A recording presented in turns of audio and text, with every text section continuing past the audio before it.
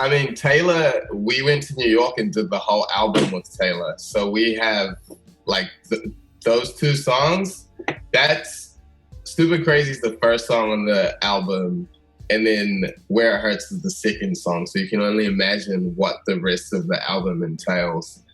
So it's like, we're just kind of gearing up and making sure, like, timing is a big thing, you know? Timing is a big thing. Especially over here with everything that's going on. Like, literally, we announced the album release 2 days ago.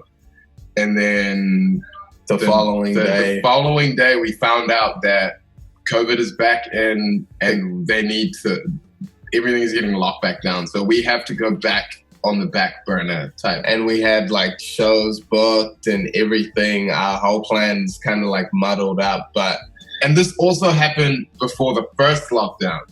Like we were ready to go push the red button so that everything is trained to go. And then now this just happened. We got stitched up and then now we got stitched up again. But like, I mean, that's not going to deter from, you know, the quality of the music and like, the vision that we're trying to portray. So all it just means is that we just have to just rejig the machine and then push the button again and just like, you know, make sure that like, you know, it's right according to the circumstances that we're in now. So what's coming up, I would say, is waiting for the perfect time to push the red button. Well, so I'll tell you now, you said something about music and Molly, bro. We recorded that record. That record was written in like 2013. Like 7 years ago. But we only had a chance to actually really cut it. I mean, it was always just sitting in the vault.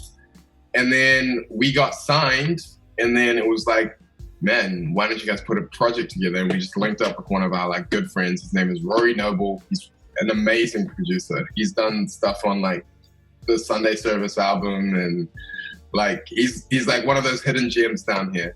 So we did our first project with him and we had a few songs of our own that we were just holding on to, sitting in the bank. Like one of his really good songwriter friends we'd just become friends with at the time. So we were like, why don't we just all do a project together? Mm-hmm. Like, why don't we like take what we got, rejig it, and just make it a project. And it was really fun, to be honest. Like, damn, High Stakes has got another verse on it, bro.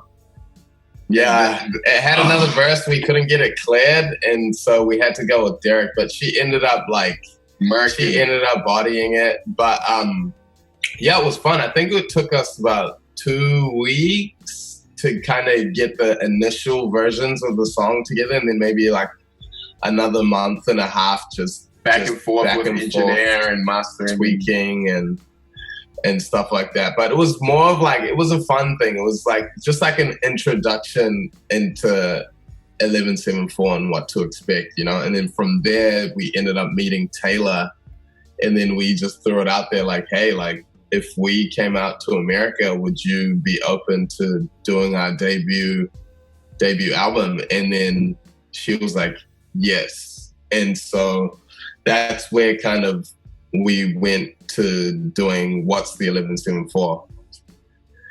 And then, yeah, I guess.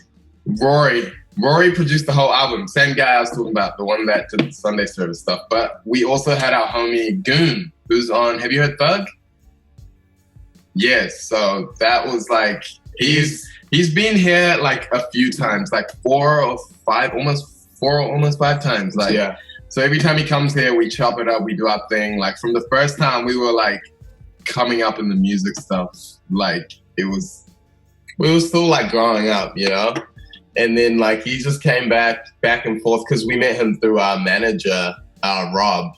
When he was living out in LA, he became really good friends with Goon, and he was like, yo man, you need to come to my country and meet my friends because you guys took care of me while I was out here. And they're like, hell yeah, like we're always keen for an adventure. And then when they came here the first time, we just got along like a house on fire. And so that time that he ended up coming, we're like, dude, we need to have you on our project. Like, it's like honestly the least that we could do. Like, it just makes sense. And then I think Golden Hour was the first record we recorded for the EP.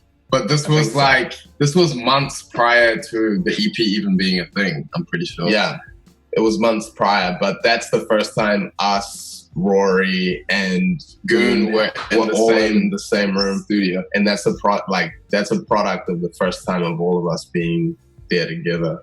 I think for us, it was just like being always kind of hypercritical about the product that we made. Like, you know, like you make something, you're like, okay, yeah, this has got potential to be great, but you're not telling yourself, man, this is amazing, this is the best thing I've ever heard. Like, I'm always looking out like, damn, like, I think I could have wrote that verse better. I think I could have mixed this thing a little better. And then you're always, even when we were working with Rory, I'm sitting there and I'm picking his brains about shit. I'm like, why is this vocal chain set up like this? Like, why are you setting us up like that? What's so great about this mic? Like, a lot of attention to detail. And when the rest of your team has that kind of etiquette, it makes for like a solid nothing goes body. Unnoticed. Yeah. You know what I mean? Like, we're very hypercritical about everything that we do. Like, even if it's like even if I'm gonna hurt his feelings and be like, bro, you could do a better verse. It's okay. It's because it's for the greater good, which is the song. Yeah. It's not about like when we go in those situations, your ego doesn't come into the room with you, you know? You have to be willing to take an L. Like you're gonna go into the shit being like, yo, I'm not good enough to be in this room with Rory. So anything that he suggests to me, I'm gonna take it on board. But I also know what my own personal worth is. Like there might be something that doesn't I bring to the table too. And so like when you have two minds that are just, or like a whole room full of people who think in that sense, like, you know, that's just a byproduct of that.